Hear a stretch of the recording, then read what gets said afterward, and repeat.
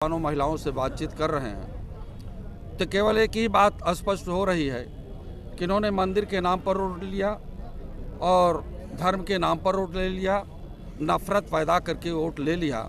इन्होंने न तो किसानों के हित में कोई काम किया है, न मजदूरों के हित में काम किया है और न तो इस प्रदेश के विद्यार्थियों के हित में कोई काम किया है।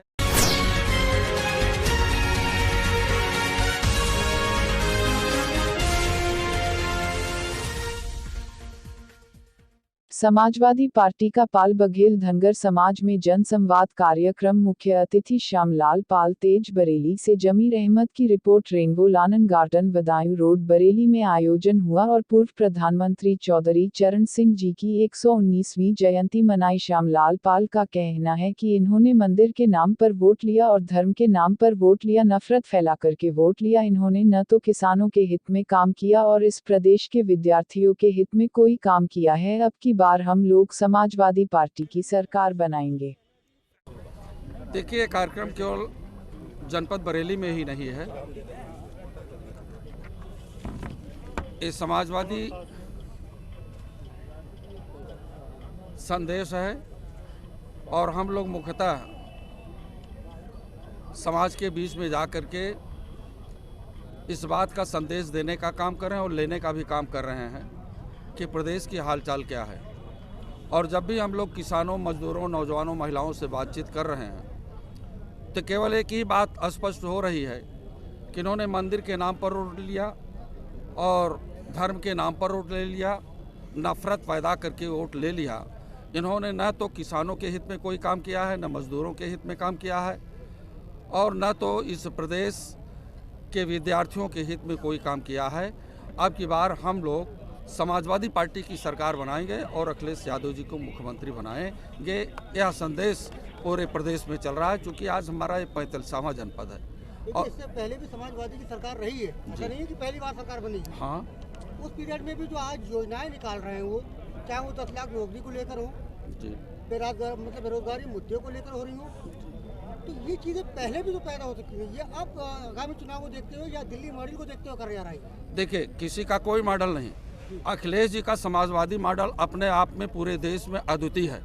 इसलिए अद्वितीय है कि इन्होंने जो इस प्रदेश के लोगों को नौकरियां देने का काम किया है, वो कहीं नौकरियां रुकी नहीं है।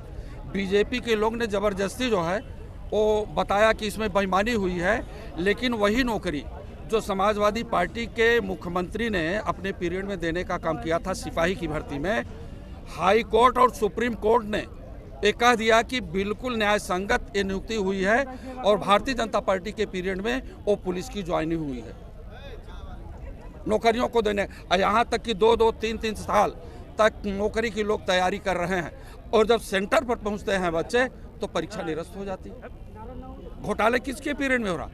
जहाँ से लोक सेवा आयोग है, जहाँ से एसडीएम पैदा होता है, उसकी परीक्षाएं किसने आउट करा? समाजवादी पार्टी तुमने आउट करा।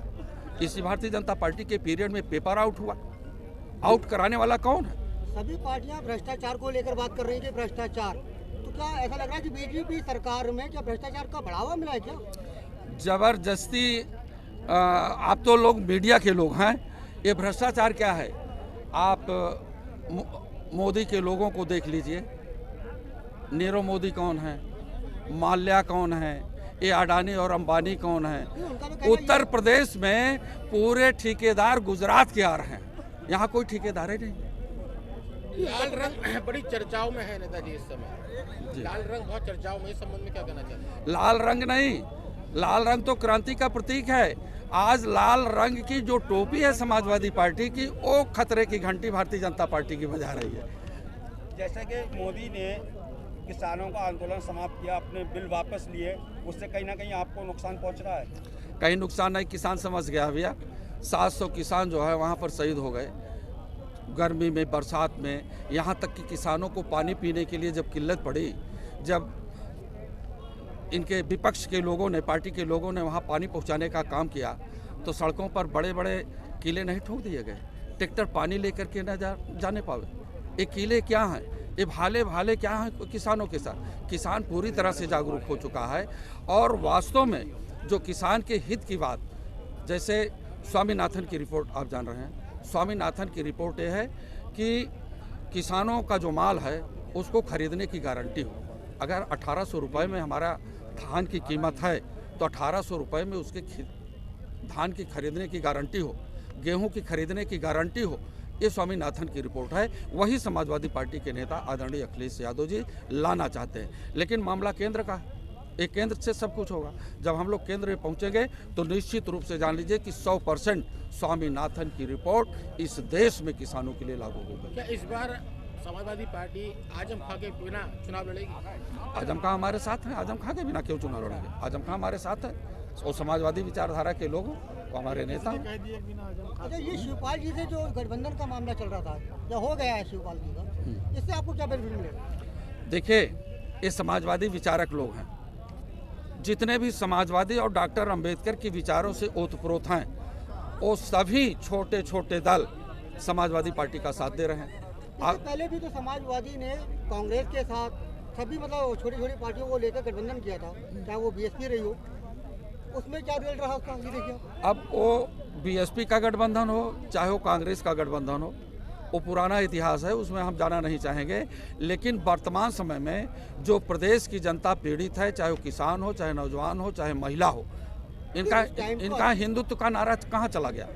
ये बताएं, हिंदुत्व का नारा कहाँ चला गया? लखीमपुर का किसान ही तो आंदोलन करने जा रहा था।